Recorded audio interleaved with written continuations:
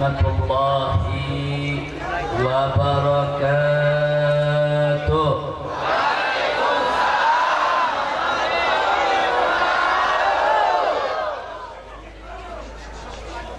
Bismillah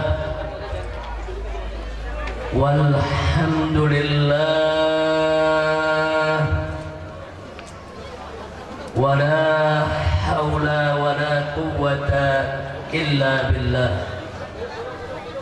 Ashhadu an la ilaha illallah wahdahu la syarika lah wa ashhadu anna sayyidana Muhammadan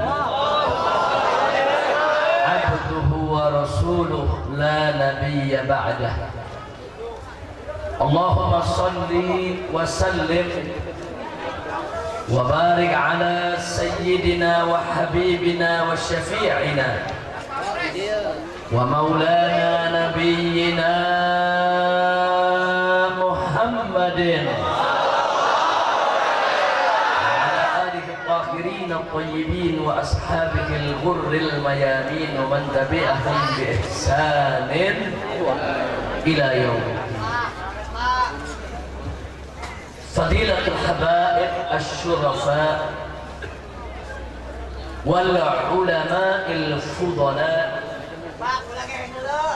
wal umara'il kurama wa jami'il hadirin al-ahibba'il a'izza rahimakumullah. Fi hadhihi al-munasabah at-tayyibatil mubarakah la ansa an usiyakum jami'an wa nafsi bitaqwallah wa bita'ati Rasulillah sallallahu alaihi wasallam.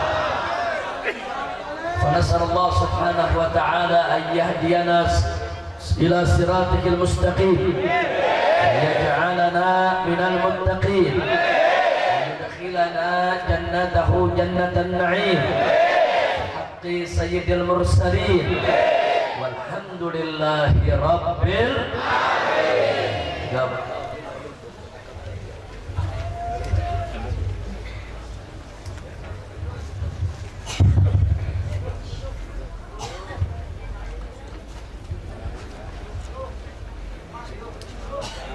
Kepada para alim ulama, para kiai, para ajengan yang sama kita cintai dan sama kita muliakan, dan selalu kita doakan semoga para ulama kita, para ajengan kita senantiasa mendapatkan kekuatan istiqamah di jalan Allah, diberkahi setiap langkah perjuangan dakwahnya, diberikan kemenangan dari dunia hingga akhiratnya. Amin ya rabbal alamin. Dan tidak lupa salam kehormatan ini kita sampaikan juga kepada segenap umara, para pemimpin kita, aparatur pemerintah, sipil TNI maupun Polri-nya. Juga kita doakan semoga para umara kita senantiasa mendapatkan limpahan taufik dan hidayah sehingga menjadi pemimpin yang beriman dan bertakwa, taat kepada Allah dan Rasulnya, cinta kepada negeri dan rakyatnya. Amin ya rabbal alamin. Selanjutnya secara khusus salam kehormatan ini kita sampaikan kepada keluarga besar daripada sahibul haul almarhum wal maghfurullah Kiai Haji Abu Musa Asy-Syarqawi yataqassallahu birahmati wal maghfirah. Semoga segenap keluarga besar beliau, yaitu para anak, menantu maupun cucunya, dan juga seluruh jamaahnya senantiasa mendapatkan limpahan rahmat dan barakah. Amin ya rabbal alamin. Nah, sebelum saya menyampaikan apa yang sepatutnya disampaikan pada kesempatan malam hari ini, Mari terlebih dahulu kita baca suratul Fatihah yang kita niatkan bi barakatil Fatihah wa syarfiha wa mu'jizatiha ala Allah subhanahu wa ta'ala an yataqasya sahibal haud birrahmati wal maghfirah wa an yudkhilahu jannatahu jannatan na'im wa an yanfa'ana bi barakatihi wa anwarihi wa asrarihi wa nafahatihi fid dini wad dunya wal akhirah wa an yataqabbala minhu jami'a salihati wa yatajawaz anhu jami'a sayyiati wa an yaj'alahu min ahlil khair wa yajma'ahu ma'a jami'i ahlil khair wa yab'athahu fi sumrati ahlil khair wa yunzila alayhi fi qabrihi kulla khair bihaqqi imami ahlil khair wa ila hadratin nabi sallallahu alaihi wasallam. Al-Fatihah.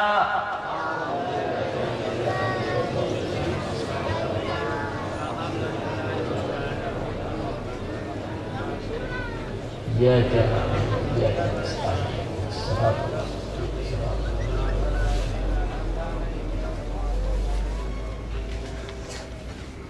Taqabbalallahu minna wa minkum wa taqabbal ya karim. Ahibahil kiram, pada kesempatan malam hari ini alhamdulillah kita dipertemukan oleh Allah dalam acara yang penuh keberkahan. Karena acara haul seorang ulama ini merupakan satu media di mana kita mengingat, menyebut, menceritakan daripada perbuatan orang-orang saleh, wabil khusus si sahibul haul. Dan para ulama salaf pernah menyatakan idda dzikris shalihin tanzilur rahmah. Jadi rahmat itu turun, Allah limpahkan manakala kita duduk di suatu tempat yang disebut-sebut cerita tentang orang soleh. Apalagi kalau yang diceritakan itu adalah cerita para nabi dan para rasul. Makanya saya yakin betul acara malam ini merupakan acara yang penuh rahmat dan barakah, karena mengingat sahibul haul almarhum wal maghfurlah Kiai Haji Abi Musa Asy-Syarqawi. Beliau adalah orang alim yang soleh. Saya kenal beliau sudah sangat lama. Beliau sudah saya anggap seperti orang tua sendiri sejak dari awal tahun 90-an. Hampir setiap beliau gelar acara, beliau mengundang dan menghadirkan saya, yaitu di dalam acara-acara yang beliau buat, baik di Cijantra maupun di tempat lainnya. Jadi saya kenal betul bagaimana kelembutannya, bagaimana keramahannya, bagaimana kesantunannya, bagaimana ilmunya, bagaimana akhlaknya. Jadi tepat betul kalau pada malam hari ini kita memperingati haulnya, bukan hanya untuk mengirimkan hadiah pahala dan semua zikir bacaan kita kepada yang bersangkutan, yang semoga menjadi hadiah minna wasilah wa rahmatan minallahi nazilah wa barakatan syamilah, amin ya rabbal alamin. Lebih daripada itu, kita berharap melalui pertemuan semacam ini kita bisa mengambil pelajaran daripada manaqib perjuangan di mana dulu beliau semasa hidupnya menghabiskan waktunya hanya untuk menyebarkan ilmu pengetahuan Islam. Alhamdulillah. Mudah-mudahan kita semua bisa kecipratan berkahnya. Amin. Mudah-mudahan tidaklah kita pulang dari tempat ini kecuali dosa kita diampuni oleh Allah, kita dimaafkan oleh Allah, kita semua mendapat keberkahan dari Allah Subhanahu wa taala, sehingga kita bahagia dari dunia hingga akhirat. Amin ya rabbal alamin. Nah, saudara, melalui acara seperti ini saya ingin mengajak, ayo kita sama-sama meningkatkan iman dan takwa kita kepada Allah, dan ayo sama-sama kita memperkuat ukhuwah Islamiyah di antara kita. Allah mengamanatkan dalam Al-Qur'anul Karim, faqala ta'ala ya ayyuhalladzina amanu taqullaha haqqa tuqatih wa la tamutunna illa wa antum muslimun wa'tasimu wa'tasimu bihablillahi jami'a wa la tafarraqu. Shadaqallahul azim. Jadi Allah nyatakan dalam Al-Qur'anul Karim, ya ayyuhalladzina amanu, hei orang-orang yang beriman. Kalau sudah diserukan hei orang-orang yang beriman, artinya siapapun di antara kita yang menyadari kalau dalam dirinya ada iman, terlepas soal kadar iman, mau imannya kuat, mau imannya lemah, mau imannya tebal, mau imannya tipis, selama dia menyadari kalau dirinya punya iman, maka wajib dia untuk ikut merasa terpanggil dalam seruan Allah Subhanahu wa ta'ala. Nah, Allah serukan, hei orang-orang yang beriman, ittaqullah, bertakwalah kamu sekalian kepada Allah, haqqa tuqatih, dengan sebenar-benarnya takwa. Apa itu takwa?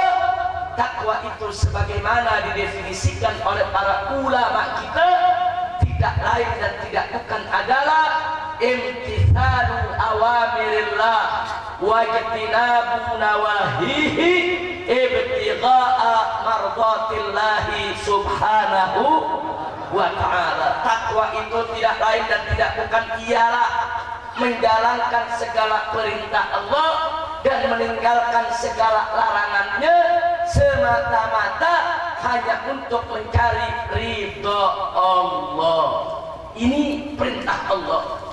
Ittaqullah, bertakwalah kamu semua kepada Allah. Laksanakan itu perintah Allah, tinggalkan itu larangan Allah, semata-mata hanya untuk mencari ridha Allah. Selanjutnya Allah kasih amanat. Apa kata Allah? Wala tamutunna illa wa antum muslimun. Jangan sekali-kali kamu mati meninggalkan alam dunia yang fana ini illa melainkan wa antum muslimun, engkau sekalian tetap sebagai orang-orang Islam. Amanatun ilahiyah. Ini merupakan amanat suci dari Allah.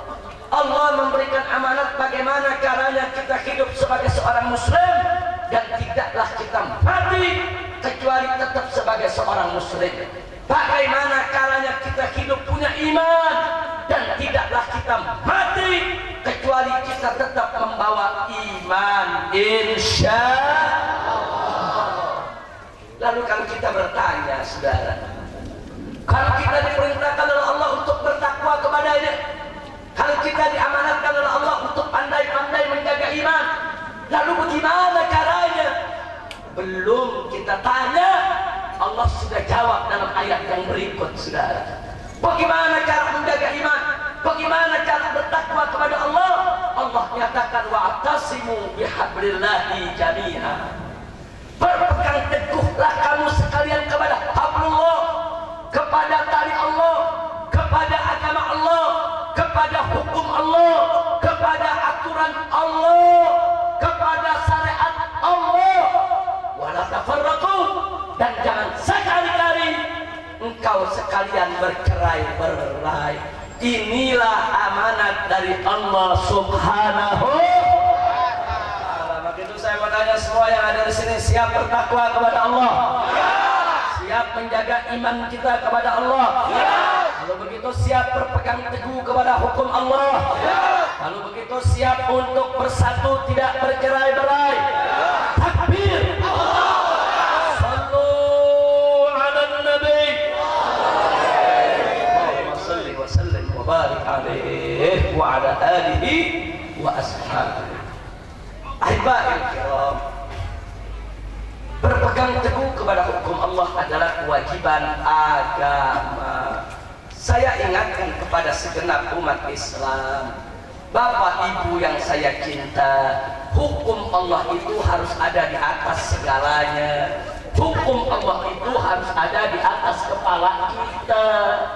Kita tidak boleh mengalahkan hukum Allah dengan hukum buatan manusia manapun, saudara. Jangan kita tertipu. Ya, kita wajib tunduk kepada undang-undang negara.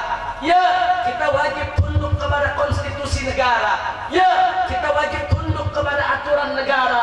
Tapi tidak boleh semua semua itu melanggar aturan Allah Subhanahu wa ta'ala. Nggak boleh saudara, aturan negara yang tidak melanggar hukum Allah wajib untuk kita patuhi saudara. Tapi kalau ada aturan negara yang bertentangan dengan hukum Allah wajib untuk kita tolak saudara. Nggak boleh kita tunduk kepada hukum manusia manapun kalau bertentangan dengan hukum Allah Subhanahu wa ta'ala. Saya bertanya semua yang ada di sini, pilih hukum manusia atau hukum Allah? Pilih hukum manusia atau hukum Allah? Mana hukum yang paling adil, hukum manusia atau hukum Allah? Siapa yang maha adil? Siapa maha arif? Siapa maha bijaksana? Siapa yang maha indah? Siapa yang maha kuasa? Takbir! Sallu ala nabi.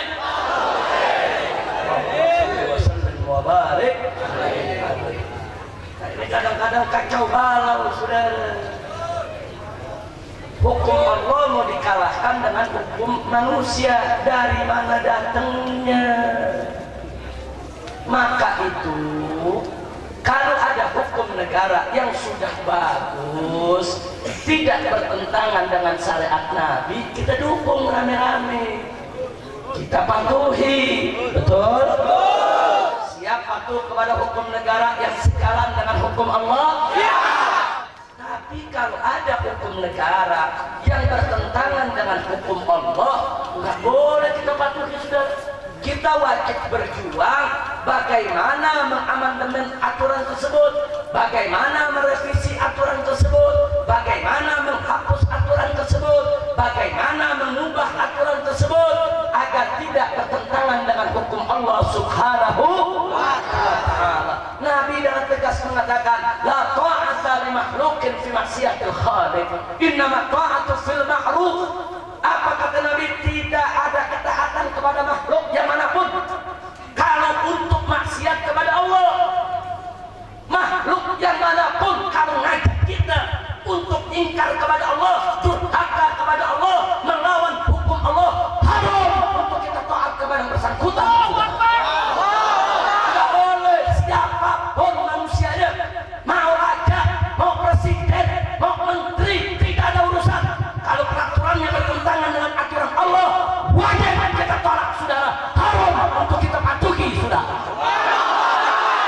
Nabi mengatakan innama ta'atu fil ma'ruf, sesungguhnya ketaatan itu hanya berlaku di dalam kebaikan. Kira-kira jelas tidak? Jelas tidak? Ada yang protes juga.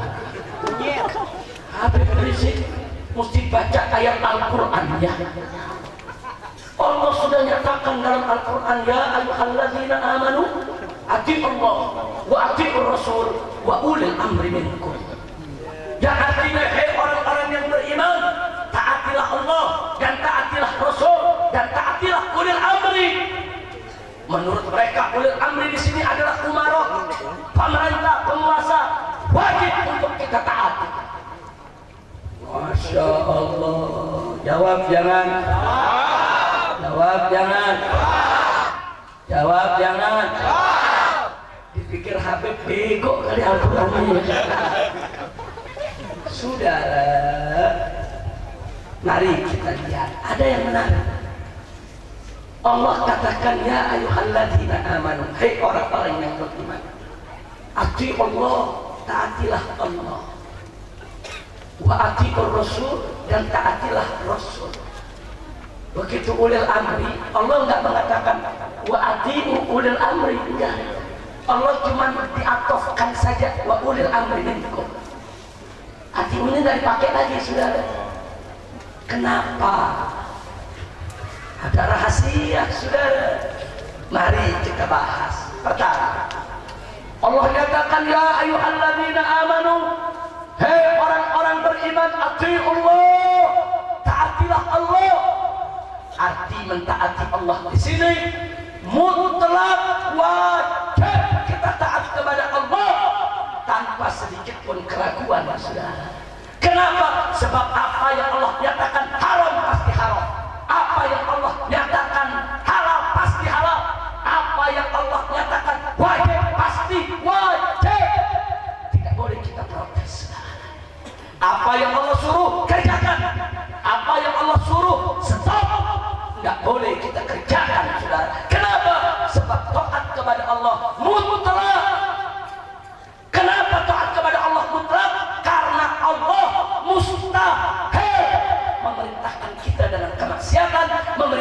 kita dengan perbuatan yang bisa merusak kehidupan kita baik dunia maupun akhirat, saudara. Mustahil, karena Allah, saudara, mencintai hamba-hambanya yang beriman. Mustahil Allah memerintahkan dengan kedurhakaan, saudara. Maka itu setiap perintah Allah kerjakan, setiap larangan Allah jauhkan, mutlak. Tidak ada kompromi, tidak ada tawar menawar, saudara. Kira-kira jelas tidak? Yang kedua, wa atiur rasul, kata Allah, dan taatilah oleh kamu Rasul. Kenapa kita mesti taat kepada Rasul, saudara? Sebab taat kepada Rasul juga mutlak. Mutlak. Apa saja yang Nabi ajarkan, ambil. Apa saja yang Nabi larang, stop. Allah nyatakan dalam Al-Quran, faqala ta'ala, wa ma atakumur rasulu fakhudhuhu wa ma nahakum anhu fantaqu. Apa-apa yang Nabi berikan kepada kamu, ambil. Ajarkan kepada kamu, amalkan. Dan apa-apa yang Nabi larang, stop. Jangan kau kerjakan.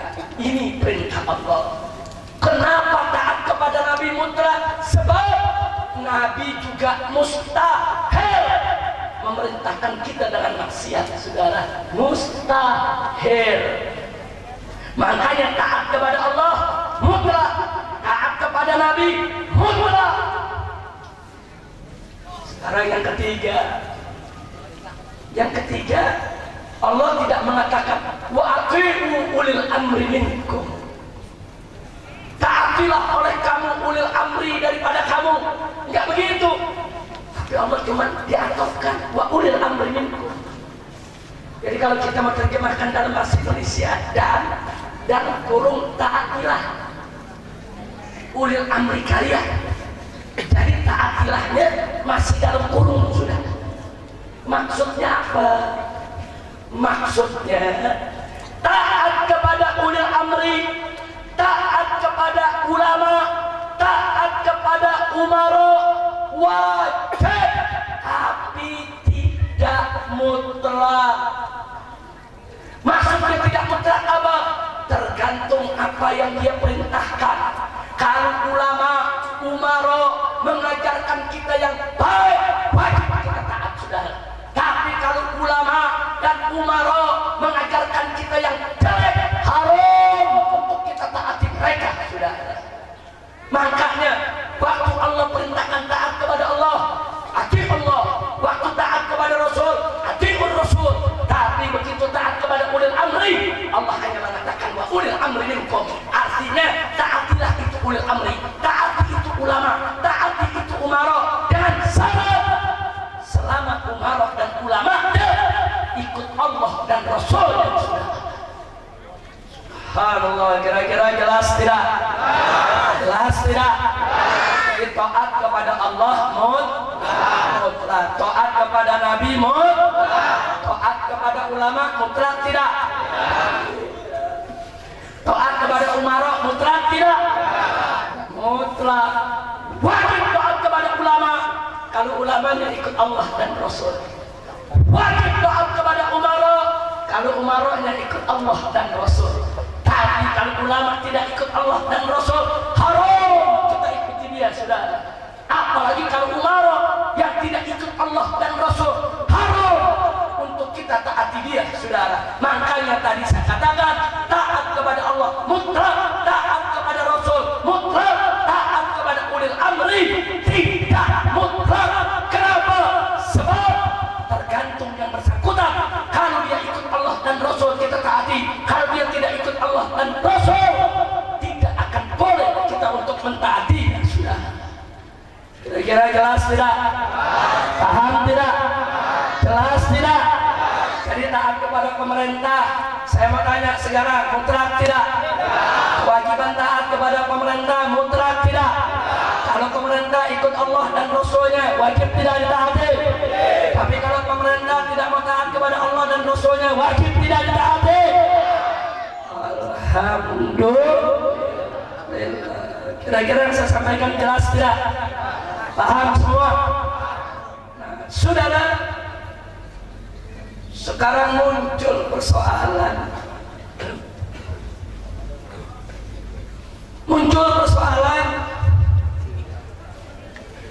Orang-orang di Indonesia mengatakan, Habib, nggak apa-apa orang kafir jadi presiden di Indonesia. Nggak apa-apa orang kafir jadi gubernur di wilayah mayoritas muslim. Ditanya kenapa tidak apa-apa? Itu kan undang-undang, itu kan konstitusi, itu kan aturan negara. Kita wajib taati. Pala lupa menyala.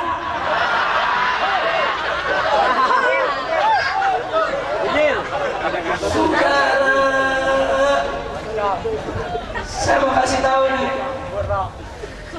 di dalam Al-Quran Allah berfirman, faqala ta'ala, ya ayyuhalladzina amanu la tattakhidul kafirina awliya min dunil mu'minin. Kata Allah, hei orang-orang yang beriman, jangan sekali-kali kalian menjadikan orang-orang kafir sebagai pemimpin kalian dengan kalian meninggalkan orang yang beriman. Jadi dalam ayat ini Allah larang, tidak boleh orang beriman menjadikan orang kafir sebagai pemimpinnya, saudara.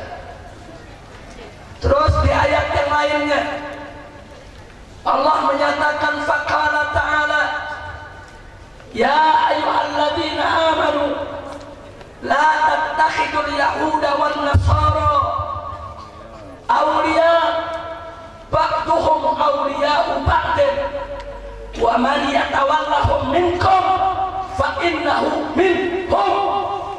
Masyaallah. Apa Allah bilang, saudara? Hei orang-orang yang beriman, la tattakhidul yahuda wan nasara, jangan sekali-kali kalian menjadikan orang-orang Yahudi dan orang-orang Nasrani sebagai pemimpin. Ba'duhum awliya'u ba'din, sebagian mereka orang-orang kafir adalah pemimpin bagi mereka sendiri, bukan pemimpin kita. Selanjutnya Allah katakan, waman, barang siapa yatawallahum, mengangkat mereka orang Yahudi dan Nasrani sebagai pemimpin. Saudara, barang siapa di antara kalian, hei umat Islam, waman yatawallahum minkum, barang siapa di antara kalian, hei orang beriman, coba-coba menjadikan Nasrani dan Yahudi sebagai pemimpin, fa innahu minhum, maka orang tersebut termasuk golongan Yahudi dan Nasrani, saudara. Ini ayat Quran. Tahu-tahu undang-undang Indonesia mengatakan agama apa aja boleh jadi pemimpin. Saya mau nanya, mana lebih kuat, undang-undang atau Al-Quran? Aturan negara atau Al-Quran? Aturan presiden atau Al-Quran? Jadi saya mau tanya, apa Anda rela Al-Quran dikalahkan? Apa Anda rela Al-Quran diabaikan? Apa Anda rela Al-Quran tidak diakui oleh negara? Jadi saudara, saya diprotes, Habib Rizik, kenapa FPI tidak setuju Ahok jadi gubernur Jakarta? Jawaban saya satu, karena dia kafir. Selesai. Betul? Betul?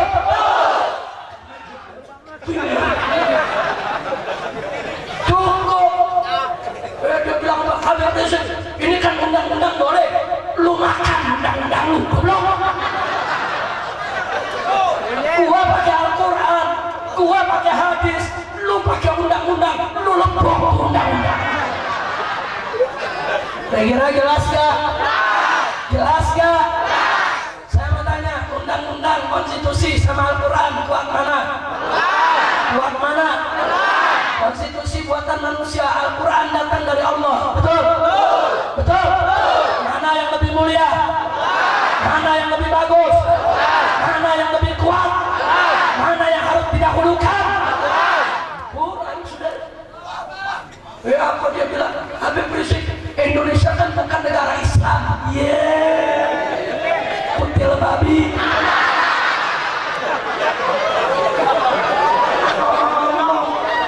Indonesia bukan negara Islam dari mana, saudara? Dasar negara Republik Indonesia yang tertera dalam mukaddimah pembukaan Undang-Undang Dasar 1945 dan ada dalam batang tubuh UUD 1945 pasal 29 ayat 1 dengan tegas menyatakan bahwa dasar negara Republik Indonesia adalah ketuhanan yang Maha Esa. Betul? Betul? Saya mau tanya, agama mana yang Tuhannya Maha Esa? Jawab yang kompak, agama mana yang Tuhannya Maha Esa? Agama mana yang Tuhannya Maha Esa? La ilaha illallah. Nggak ada agama lain punya Tuhan Maha Esa, saudara. Yang punya Tuhan Maha Esa adalah umat Islam. Dasar negara Republik Indonesia adalah dasar tauhid, dasar ketuhanan yang Maha Esa, dasar la ilaha illallah. Oleh karenanya hukum Allah harus dijunjung tinggi di Republik ini, saudara. Hukum Allah harus dinomorsatukan di Indonesia, tidak boleh dikalahkan oleh hukum yang manapun. Betul? Takbir.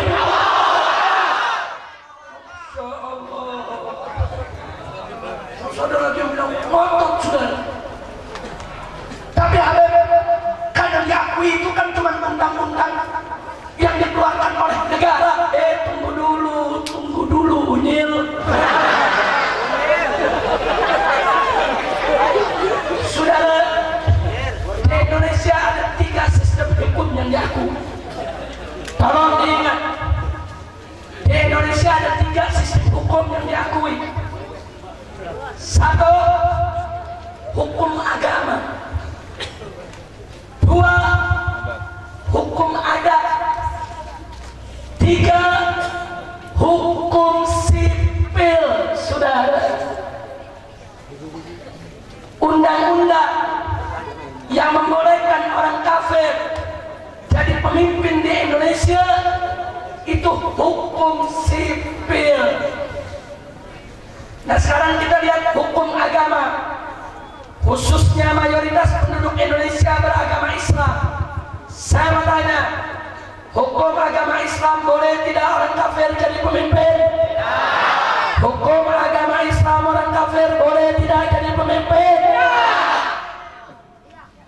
Jadi saudara, saya sampaikan di Jakarta, kenapa kami nolak Ahok?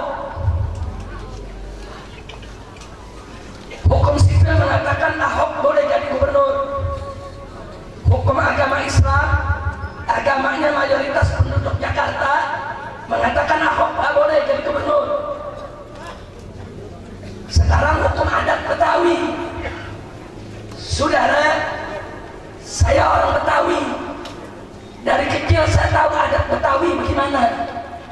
Anda kalau tanya orang Betawi, saudara, itu dari zaman Belanda dulu, kalau ada orang kafir bertamu ke rumah orang Betawi, itu dilihatin tuh kafir duduknya di mana, benda apa yang dipegang. Begitu si kafir pulang, tempat duduknya dicuci. Saudara, benda yang disentuh dicuci. Kenapa? Karena adat orang Betawi, orang kafir itu najis. Tahu saudara? Jadi hukum adat Betawi, orang kafir najis, gak boleh jadi pemimpin, saudara. Kira-kira jelas tidak? Ada 3. Hukum sipil bilang Ahok si kafir boleh jadi pemimpin. Hukum agama bilang nggak boleh. Hukum adat bilang nggak boleh. Skornya berapa tuh?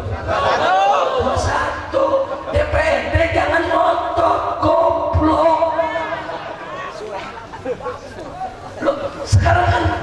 Hukum agama bilang nggak boleh, hukum adat bilang nggak boleh. Kenapa hukum sipil mau dipaksakan? Giliran kita tolak, FPI jangan memaksakan kehendak. Saya mau tanya, hukum sipil nggak boleh, hukum sipil boleh, agama nggak boleh, adat nggak boleh. Skor berapa? 2-1. Sekarang yang hukum sipil dipaksakan, saudara. Hukum agama dibuang, hukum adat dibuang. Jadi yang memaksakan kehendak siapa? Jangan bilang FPI yang memaksakan kehendak, saudara. Kita tidak memaksakan kehendak, tapi kita ingin menegakkan yang hak. Kami umat Islam tidak rela dipimpin oleh orang kafir.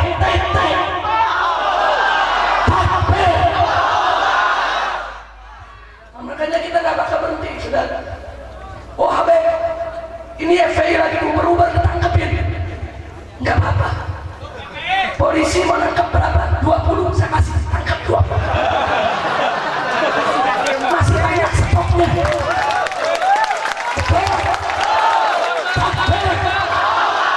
Saya mau tanya, Laskar ditangkap 20, stoknya masih banyak gak? Besok Jumat saya turun lagi. Ditangkap lagi 50, nggak apa-apa, saya kasih 50. Stok masih banyak ya? Banyak. Lama-lama penjaranya nggak muat. Betul? Betul? Nggak, kita nggak bakal mundur, saudara. Nggak. Jumat besok kami akan turun. Jumat lagi kami akan turun. Jumat lagi kami akan turun. Setiap hari Jumat kami turun sampai kutil babinya didongkel. Amin. Amin. Amin. Mau dipimpin sama kutil babi? Mau dipimpin sama kutil babi? Takbir. Enggak berhenti. Jadi kita tetap akan berjuang supaya Jakarta tidak dipimpin oleh orang kafir. Oh, kalau mau dipaksakan juga, Habib, saya juga akan tetap memaksakan orang kafir tidak boleh mimpin orang Islam sampai mati. Kami tidak akan pernah mengakui orang kafir sebagai pemimpin Islam. Takbir. Sallu ala Nabi.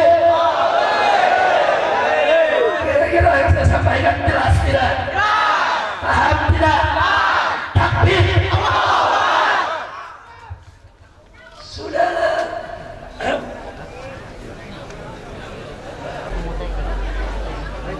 lanjut. Lanjut. Lanjut kemana?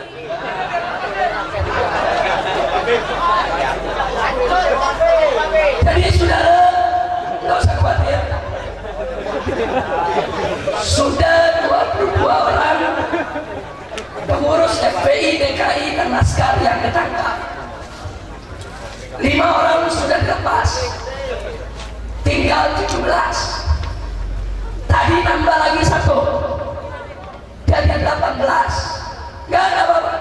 Saya bilang mau ditangkap-tangkap, mereka berjuang, mereka sedang memperjuangkan yang hak. Ditangkap itu resiko perjuangan. FPI tidak akan pernah mundur daripada perjuangan. Betul? Betul? Karena itu selama bulan Oktober setiap hari Jumat kami akan kerahkan laskar-laskar kami di Jakarta dan sekitarnya untuk terus melakukan aksi. Kami tidak peduli apapun resikonya. Dan nanti tanggal 3 November saya yang akan pimpin umat Islam untuk mengadakan aksi 1 juta umat Islam untuk menolak Ahok. Kita mengusir Ahok dari Jakarta. Setuju? Setuju? Pada tanggal 3 November saya akan ajak umat Islam di Jakarta dan sekitarnya, saudara. Dan pemerintah jangan mentang-mentang saudara undang-undang umat Islam sama orang kafir. Nggak bisa, saudara. Anda perlu catat, dulu di zaman Soeharto, dengan segala lebih dan kurangnya Pak Harto, saudara, tidak pernah terjadi daerah mayoritas Islam dipimpin oleh gubernur non-Islam. Tidak pernah terjadi. Nggak ada, saudara. Dulu jeleknya Soeharto, Soeharto tahu diri. Oh, ini mayoritas Muslim, gubernurnya Muslim. Oh, Bali mayoritas Hindu, gubernurnya Hindu. Oh, NTT mayoritas Kristen, gubernurnya Kristen. Saudara, diatur dengan sebaik-baiknya. Nggak ada dulu daerah mayoritas Muslim, gubernurnya Kristen. Nggak ada. Makanya kita dibodohi. Kenapa orang Kristen bisa jadi gubernur di daerah Islam? Di Kalimantan Tengah, Kristen jadi gubernur. Padahal 70% Muslim. Di Kalimantan Barat, Kristen jadi gubernur. Padahal 71% Muslim. Ada apa, saudara? Oh, alasannya pilkada langsung, saudara. Ya, gara-gara pilkada langsung, umat Islam dimanfaatkan, dibeli suaranya, ditipu, dibohongi, sampai orang Kristen pada menang, saudara. Jadi makanya masyarakat jangan mau dibodohi, jangan mau digobloki. Itu pilkada langsung sengaja dibuat supaya orang-orang kafir bisa menang di daerah Muslim, saudara. Ini umat Islam nggak semuanya pintar, saudara. Saya setuju pilkada langsung kalau umat Islamnya sudah pintar, kalau umat Islamnya sudah beriman, kalau umat Islamnya sudah soleh, kalau umat Islamnya sudah paham dan mengerti. Tapi kalau umat Islamnya banyak yang belum paham, kalau umat Islamnya masih banyak bisa dibeli, kalau umat Islamnya banyak bisa dibodohi, ditipu, ini akibatnya, saudara. Ini akibatnya, saudara. Umat Islam dikasih duit, suruh pilih dia, besok orang kafir jadi pemimpin kita. Bahaya tidak? Bahaya tidak? Maka itu, saudara, dari tahun 2012 FPI datang ke DPR, FPI datang ke MPR, kami minta pilkada langsung dihapuskan, saudara. 3 tahun kami perjuangkan, dan alhamdulillah akhirnya kemarin disetujui oleh DPR, saudara. Ini pilkada langsung itu bagus, bagus, saya dukung. Kalau masyarakatnya udah maju, kalau masyarakatnya udah pintar, kalau umat Islamnya nggak bisa dibodohi lagi, nggak bisa dibeli lagi. Tapi kalau umat Islam masih bodoh, masih terbelakang, masih bisa dibeli, kita ditipu, kita dibohongi, kita dikatali, kita dikibuli, akhirnya orang kafir yang jadi pemimpin di wilayah Muslim, saudara. Kira-kira jelas tidak? Jelas tidak? Jadi kalau begitu pilkada langsung dihapus, bagus tidak? Bagus tidak? Supaya orang kafir nggak bisa lagi mimpin di daerah Muslim. Nggak, orang kafir nggak boleh jadi pemimpin. Orang kafir nggak boleh jadi bupati di Tangerang, nggak boleh jadi wali kota di Tangerang, sebab Tangerang mayoritas umat Islam, betul? Orang kafir tidak boleh jadi gubernur di Banten. Kenapa? Sebab mayoritas masyarakat Banten beragama Islam, betul? Takbir. Sekarang saya tanya mayoritas penduduk Jakarta, apa agamanya? Apa agamanya? Begitu Ahok boleh tidak jadi gubernur? Boleh tidak? Takbir.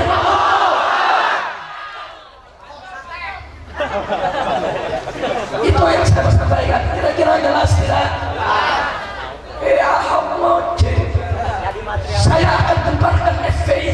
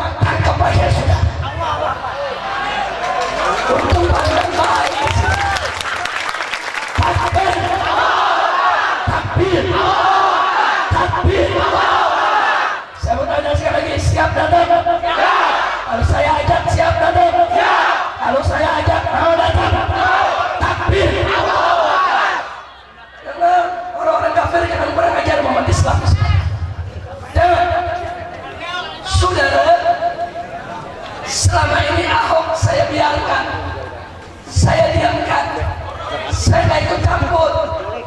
Lama-lama menginjak kepala sudah. Bikin surat keputusan. Jadi waktu Jokowi cuti jadi gubernur karena mau ikut pilpres, maka Ahok menjadi gubernur sementara. PLT sudah. Waktu jadi gubernur sementara bulan Juli, pas Pak Jokowi sedang cuti, Ahok bikin SK. Apa bunyi SK-nya? Umat Islam di Jakarta tidak boleh menjual hewan kurban di tempat umum. Jadi jual kambing nggak boleh, suruh jual babi dari sana. Yang kedua, hewan kurban tidak boleh disembelih di halaman masjid, di halaman sekolah, di halaman kantor-kantor pemerintah. Kalau motong babi boleh sudah. Sebab di peraturannya nggak ditulis babi, yang ditulis hewan kurban itu nggak boleh. Berarti babi, berarti babi, berarti babi, berarti motong babi boleh. Saudara, ini kita protes, kita bawa ke DPRD, kita minta ini dibatalkan. Enggak dibatalkan, sampai ribut dengan pedagang Tanah Abang. Satpol PP turun untuk menjalankan instruksi SK Gubernur. Akhirnya terjadi bentrok antara pedagang Tanah Abang dengan Satpol PP. Sudah. Saya bertanya umat Islam di Indonesia, kita kalau lebaran haji 1 minggu orang jual kambing di mana-mana, umum tidak, wajar tidak, tradisi tidak. Apa ada selama ini pemerintah melarang? Cuman seminggu. Selama ini umat Islam sembelih hewan kurban di halaman masjid biasa tidak? Umum tidak? Bagus tidak? Datang nih babi dari Belitung masuk Jakarta mau melarang, kurang ajar saudara. Apa alasan dia? Karena Jakarta harus bersih. Kalau ada hewan kurban disembelih di depan masjid, di kampung-kampung, itu mengganggu kebersihan. Kutil babi. Dia bicara begitu berarti dia menghina syariat kurban. Berarti disebut syariat kurban itu kotor, jorok, saudara, sehingga harus dibersihkan. Kurang ajar tidak? Kurang ajar tidak?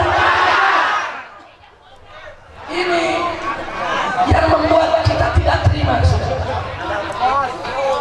saudara. Saudara, saya tanya, seluruh orang Indonesia Muslim dari dulu dagang hewan kurban di jalan biasa tidak? Setahun atau seminggu? Ada polisi mengganggu, ada tentara mengganggu, ada pemerintah mengganggu.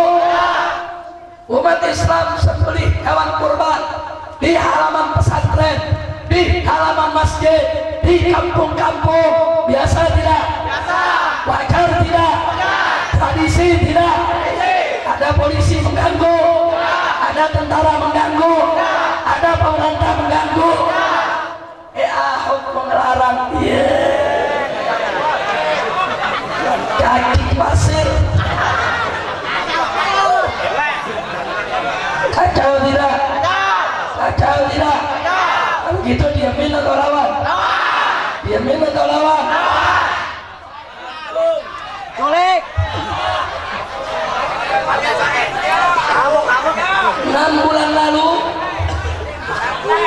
6 bulan lalu Ahok bikin peraturan anak-anak sekolah SD, SMP, SMA di Jakarta yang biasanya jam 7 pagi sudah belajar mau dipindahkan menjadi jam 9 pagi. Alasannya supaya pagi nggak macet. Yang pagi buat orang kerja jam 6, yang jam 9 buat anak sekolah, saudara. Hati-hati. Waktu itu kami protes habis. Kenapa kami protes? Ahok punya niat jahat. Kalau anak sekolah jam 9, berarti mereka nggak bangun subuh besok, saudara. Sengaja supaya bangunnya jam 7, mandi, jam 8 berangkat sekolah. Tapi kalau sekarang sekolah jam 7, jam 6 sudah jalan, mau nggak mau jam 5 mesti bangun, saudara. Betul? 5 dia bangun, mandi, sholat subuh, rapi-rapi, jam 6 jalan sekolah, jam 7 sudah belajar. Bagus tidak? Bagus tidak? Jadi Ahok merubah supaya bagaimana caranya anak orang Islam supaya nggak bangun subuh, sekolahnya jam 9 aja, saudara. Dia pikir kita nggak ngerti, dia pikir umat Islam bodoh, saudara. Rame-rame kita tolak, saudara. Manusia ini sangat berbahaya. Dia ingin gunakan wewenangnya untuk ngacak-ngacak urusan umat Islam, saudara. Maka itu kita tidak akan biarkan dia coba-coba ganggu umat Islam. Kita akan lawan habis, kita akan usir dari Jakarta, saudara. Takbir. Sekali lagi saya tanya, tanggal 3 November siap ikut? Siap ikut? Saya mau ajak umat Islam di semua tempat, saudara. Semua saya akan undang di mana-mana. Saya ajak 3 November kita turun besar-besaran di Jakarta untuk menolak Ahok menjadi gubernur Jakarta. Jakarta tidak kekurangan putra terbaik. Jakarta tidak kekurangan orang bagus. Kenapa mesti Ahok yang jadi gubernur? Padahal yang lain, Muslim masih banyak yang bagus dan baik, saudara. Betul? Betul? Takbir. Alhamdulillah. Kira-kira saya sampaikan jelas tidak? Paham tidak? Nah, kalau begitu saudara, saya bertanya sekali lagi sebelum saya tutup, mana hukum yang tertinggi, hukum manusia atau hukum Allah? Mana yang lebih bagus, hukum manusia atau hukum Allah? Hukum yang terbaik adalah hukum yang paling adil adalah hukum yang paling bagus adalah hukum. Wajib tidak tunduk kepada hukum Allah. Apa boleh hukum Allah dikalahkan konstitusi? Apa boleh hukum Allah dikalahkan undang-undang? Apa boleh hukum Allah dikalahkan oleh Kepres? Apa boleh hukum Allah dikalahkan oleh aturan manusia? Kalau begitu, mana yang harus didahulukan, hukum manusia atau hukum Allah? Siap tunduk kepada hukum Allah? Siap bela hukum Allah? Siap tegakkan hukum Allah? Siap mati untuk Allah? Takbir. Alhamdulillah. Mudah-mudahan apa yang saya sampaikan pada malam hari ini bisa mendorong kita ke depan supaya lebih hati-hati, jaga persatuan kita, jangan sampai kita terjebak dalam aturan yang membuat umat Islam akhirnya terpinggirkan. Betul? Betul? Baik, sebelum saya akhiri, saya mau kasih informasi, sudah. Perhatikan baik-baik. Kenapa pilkada langsung dulu digugat oleh FPI? Sebab saya turun ke Kalimantan Barat, saya dan kawan-kawan FPI turun ke Kalimantan Barat. Undang-undang pilkada ketika itu menyebutkan kalau pada putaran pertama ada calon yang menang mengantongi 25% suara atau 30% suara, maka dia menang tanpa perlu ada putaran kedua. Itu undang-undang, saudara. Nah, kemudian kita berangkat Kalimantan Barat, Muslimnya 72%. Begitu digelar pilkada, calon Muslimnya ada 4, calon Kristen 1. Ini Muslim kita kumpulin, kalian bersatu, jangan ada 4 calon, nanti kalian kalah. Nggak ngerti, tamat, serakah, saudara, nggak ada mau mundur.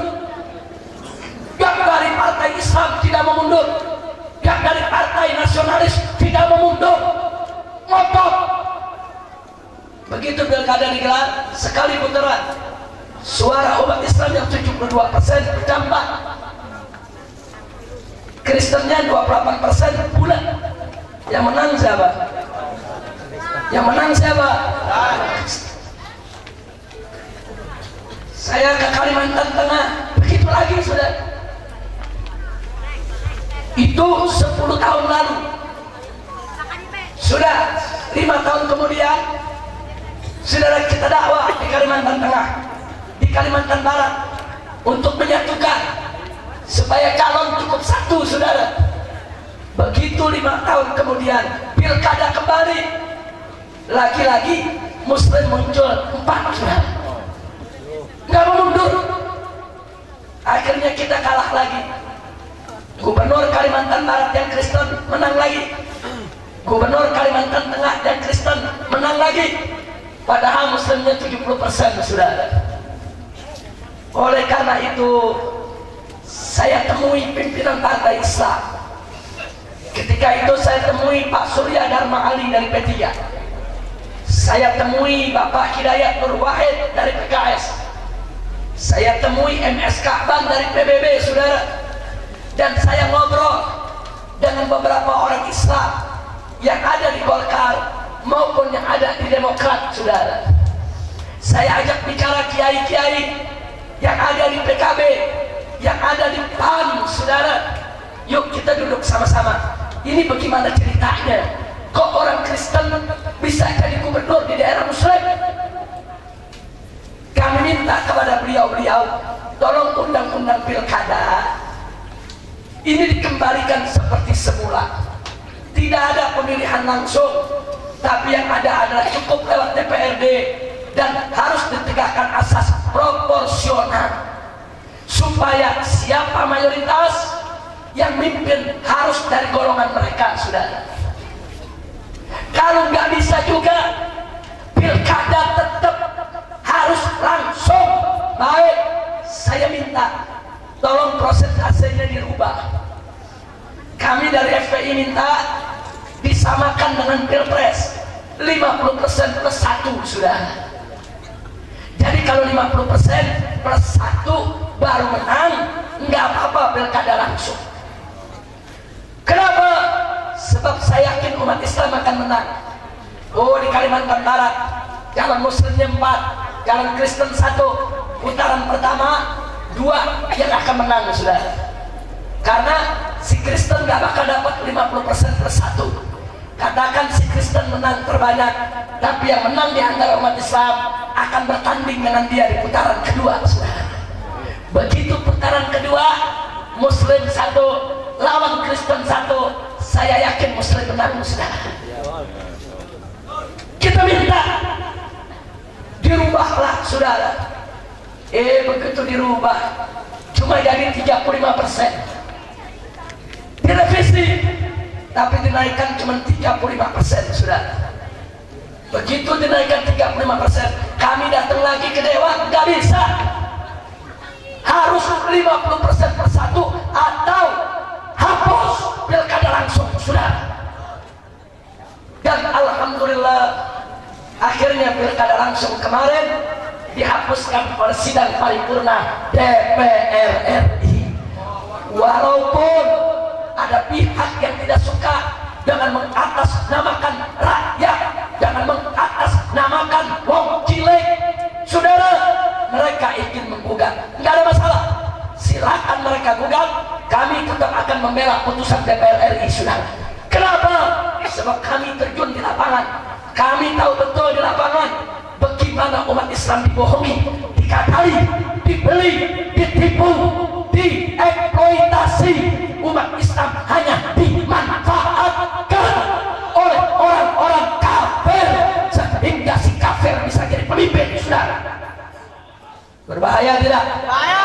Sekarang saya mau tanya, jadi kalau ada undang-undang memberi kesempatan orang kafir jadi pemimpin, berarti itu undang-undang bahaya tidak? Bahaya. Bahaya tidak? Bahaya. Biarkan atau hapus? Biarkan atau hapus?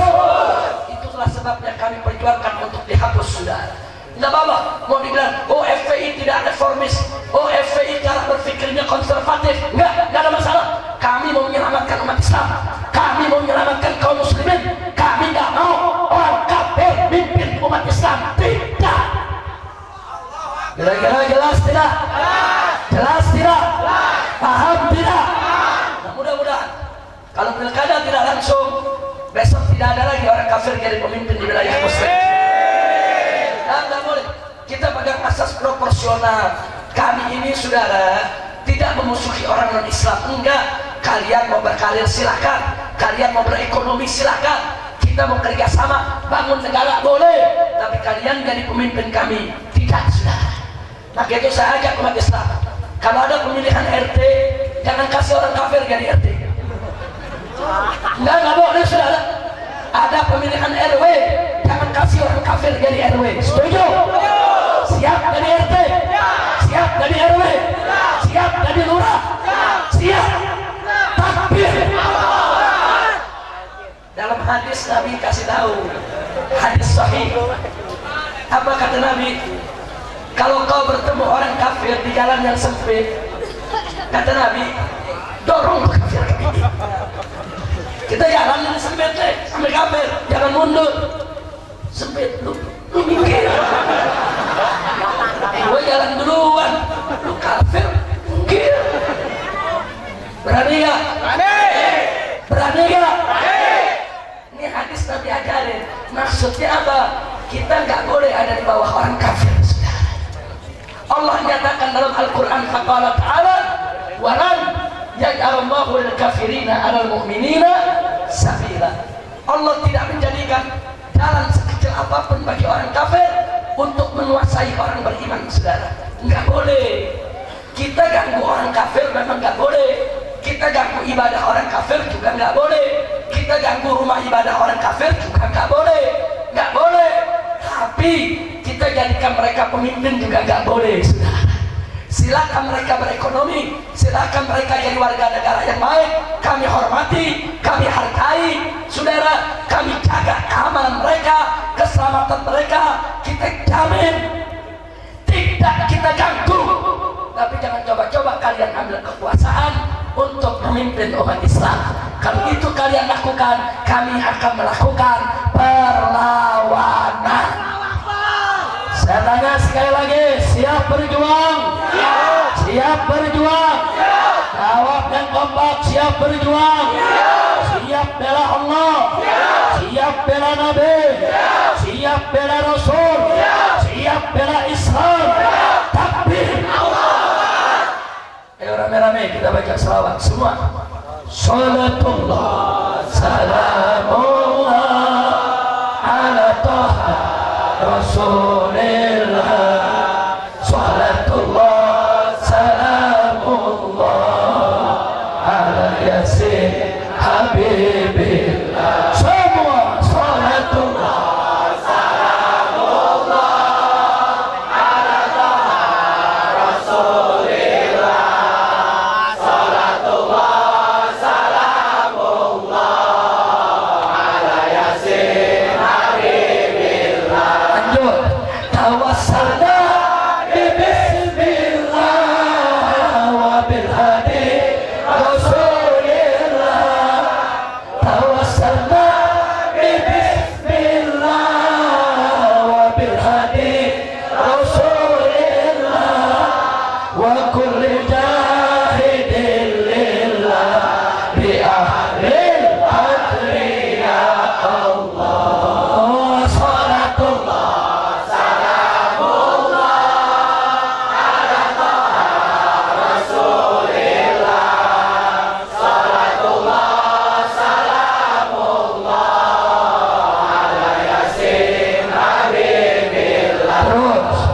ilahi salimil ummah minal afati wal nikmah. Ilahi salimil ummah minal afati wal nikmah wa min hamdin wa min ummah bi ahlil badri ya Allah. Salatullah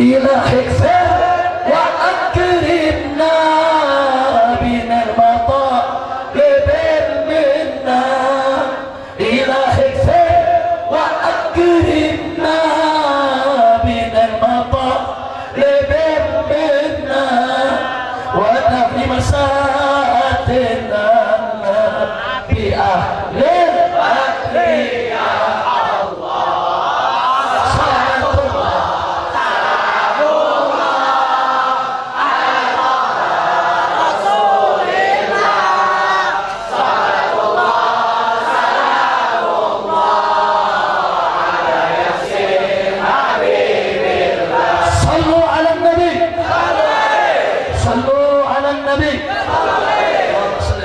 Ini yang saya mau sampaikan pada kesempatan malam hari ini, dan saya sampaikan salam dari Buya Ahmad Qurtubi Jailani hafizahullah ta'ala warah, di mana pada malam hari ini sepatutnya beliau hadir bersama kita.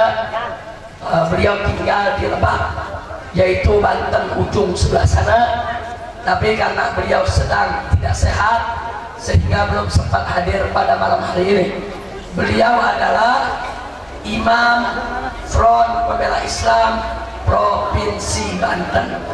Imam FPI Banten, saya umumkan, adalah Al-Mukarram Al-Muhtaram Kiai Haji Buya Ahmad Qurtubi Jailani, pimpinan Pondok Pesantren Al-Futuhiyah di Lebak, Banten. Nah, kita doakan mudah-mudahan beliau lekas disembuhkan Allah, sehat walafiat, bisa terus melanjutkan perjuangan. Kemudian di kanan saya ini adalah Kiai Haji Ja'far Siddiq. Beliau adalah sekretaris umum Sekom atau Sekjen daripada Dewan Pimpinan Pusat Front Pembela Islam, yang kebetulan beliau juga tinggal di Tangerang Selatan, di Tangsel. Nah, kemudian di belakangnya ini adalah Al-Habib Muhammad bin Toha Segaf. Beliau adalah Ketua Tanfidhi Dewan Pimpinan Daerah FPI Provinsi Banten. Kita doakan mudah-mudahan mereka semua senantiasa diberikan kekuatan oleh Allah Subhanahu wa ta'ala. Begitu juga Kiai Haji Utu Hafiz, putra daripada almarhum Al-Makfur Kiai Haji Abi Musa As-Sargawi, yang malam hari ini kita haulkan.